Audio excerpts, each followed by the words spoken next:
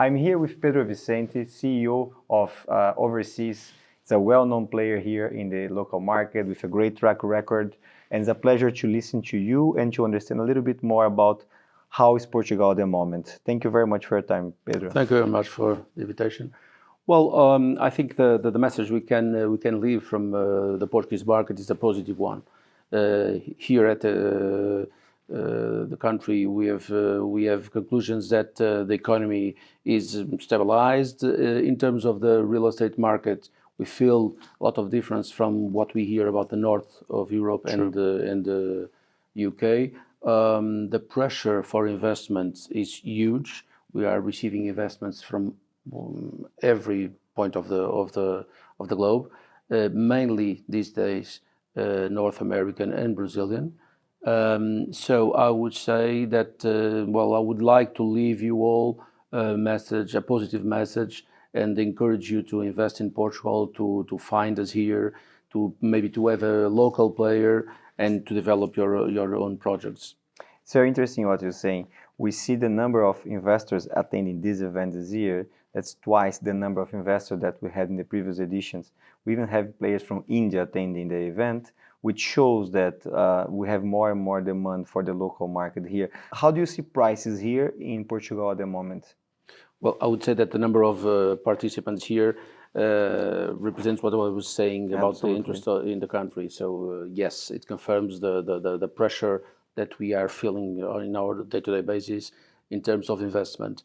In terms of prices, of course, that when you have a little heated market, the prices are not as convenient as you would like them to be. But I believe that this applies to every market, it's part of the game. So yes, I think there is a lot of opportunities in this country. It is in some way a small country, but with a lot of opportunities, not only in the residential market, but also in hospitality, logistics, office. There's plenty to do in Portugal. The market is more mature, but it has a lot to do, not only in terms of the final product, but also the competencies that we have here in terms of the structures that are developing the projects. There is a fantastic progress, for instance, related with the developers.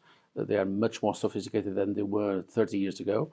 So I believe that the market is getting better and better conditions to be a sophisticated and a mature market for real estate. We just came back from New York, and there, when we're speaking to members there's a lot of conversation going on about refinancing challenges. They will have some refinancing challenges. There's $1.5 trillion until the end of next year that needs to be refinanced, especially for commercial real estate. Inflation is also keeping up at night. The Fed is probably still going to raise the interest rate. It's a challenging market. Do you see similar problems here in Portugal? Well, not at all, I would say. We are aware of that, of course. These days we are one world, but anyway, we feel nothing about it in terms of the Portuguese market. Not only because it's much smaller, but also because of all that I have already said, that the pressure and the need to build and the lack of offer, the pressure we are receiving here for foreigners buying homes in Portugal. The country is getting different. As I said, more mature in terms of real estate market. And in fact, we are these days a kind of a safe haven, I would say, for real estate investors. The market is still small, but the opportunities are huge. So I think it's still an opportunity to come.